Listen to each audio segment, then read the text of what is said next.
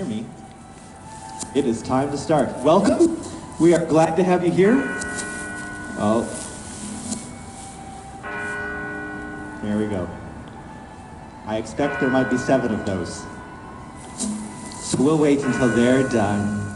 It's 4, right? 5, 6, 7. All right, I think now we can start. Welcome. We have a great privilege of being able to share with all of you one of my favorite stories. And one of the things that makes it my favorite story, one is it's a true story. Everything that we're going to share with you is absolutely true, which makes it far more exciting and engaging and real. This is a story about God's love for us. And if you want to make it personal, it's a story about God's love for you. And this story began before the dawn of time, and it continues all the way through today and beyond. But don't worry, we're not going to cover all of it. We're only going to cover a short part because we want to go to bed tonight. We're going to cover one small but very, very significant part of the story of God's love for us. Now, in this story, God has decided that he wants to find a way to show his great love to us. And in some fashion, which makes no sense to me at all, God decided that the way that he wanted to prove his love to us was by becoming one of us. Which is kind of crazy when you think about it.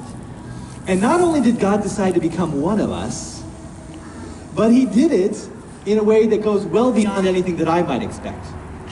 If I could imagine God coming to earth as a human being, I would think of him coming as maybe a powerful leader, or maybe a mighty warrior, or perhaps a great poet. But when God decided he wanted to become one of us, so that we would know how much he loves us, he arrived the same way that you and I do, as a helpless little baby. Blows my mind. And that's the story we want to share with you today. So, come with me, if you will, to a time many centuries ago, to a little, seemingly insignificant village called Bethlehem. Can you see it? Over here we have the bakery. Fresh bread coming right out of the oven. Come on, breathe it in. Smell that fresh bread. Go home hungry.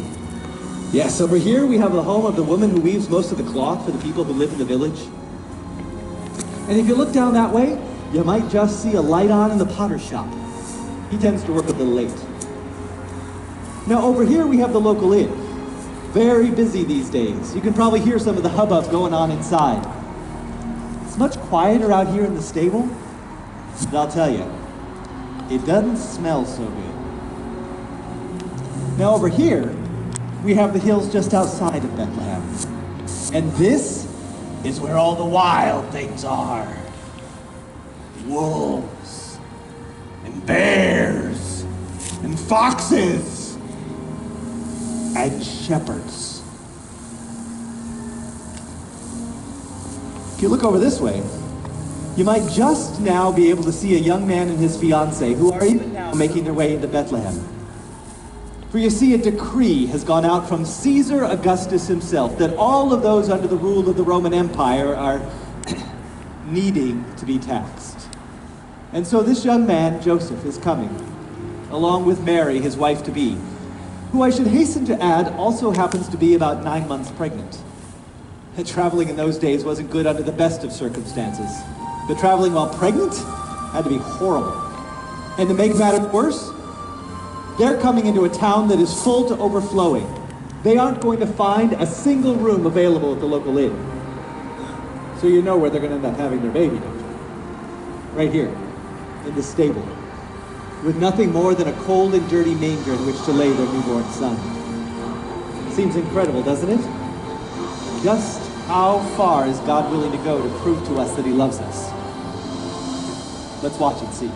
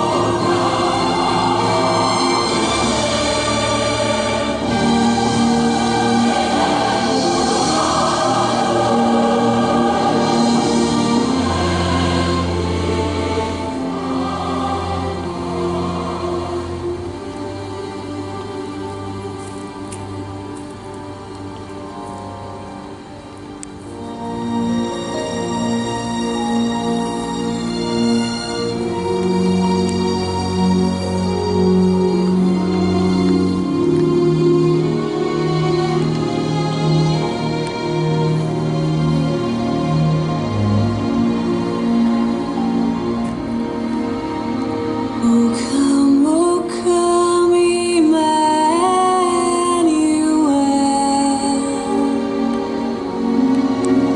and ransom captive Israel that mourns in lowly exile here. Until the Son of God appears. Rejoice, rejoice, Emmanuel shall come to thee, O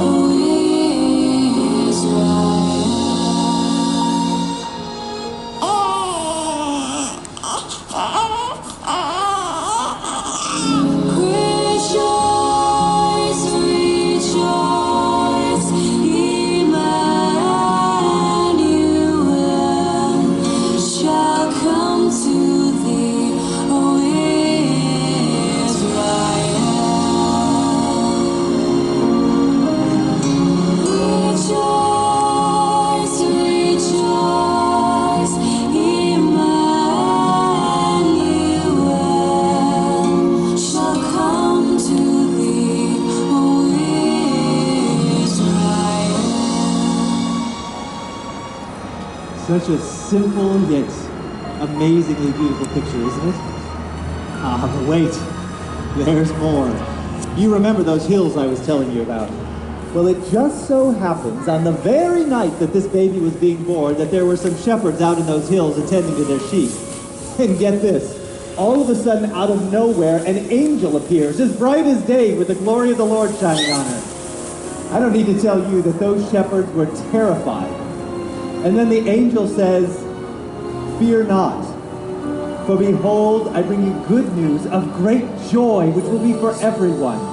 For today, in the city of David, a Savior has been born to you, who is Christ the Lord. And this will be the sign that what I'm telling you is the truth. You will find a baby wrapped in strips of cloth and lying in a manger." Rejoice, rejoice, Emmanuel shall come to thee, O Israel.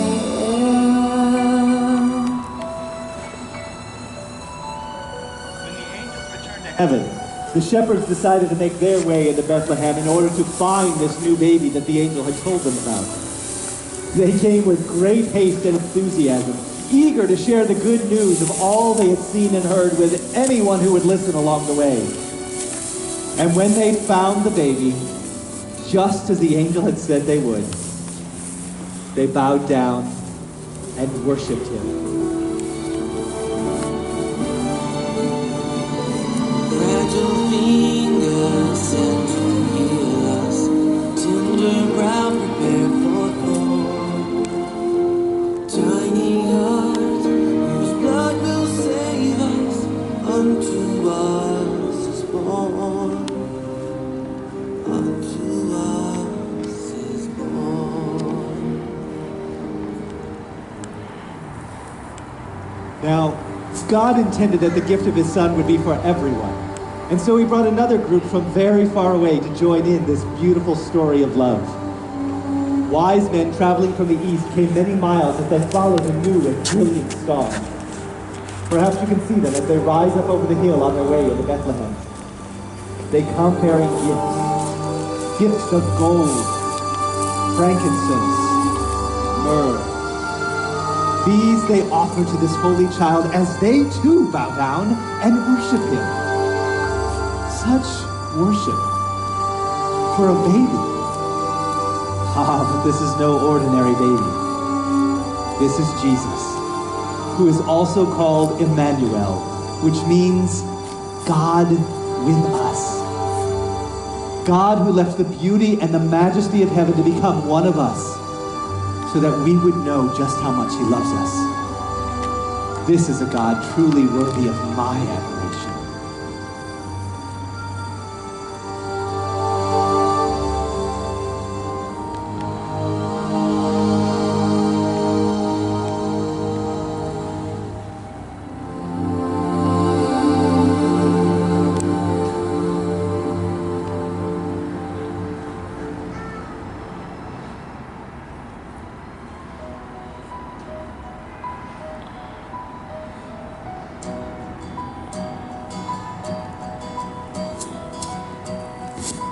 Well, friends, our time is just about up, but we will be sharing this again at 7:30 if you just walked in and want to catch the whole thing. But whether you join us or not, the impact of this event is far from over. What started out God's expression of love for us in Jesus in the manger continued throughout Jesus' life until, as a man, he willingly allowed himself to be killed on a Roman cross to bear the consequences of all that we had done wrong. Greater love has no one than this, than to lay down his life for his friends. And we are his friends if we follow his leading. If this is something that you would like to know more about, please feel free to talk to any one of us. We'd be happy to share that with you. We'd love for you to know the joy and peace that we have found in this little baby. So now, it is my privilege, on behalf of all of us, to wish all of you a very Merry Christmas. Merry Christmas.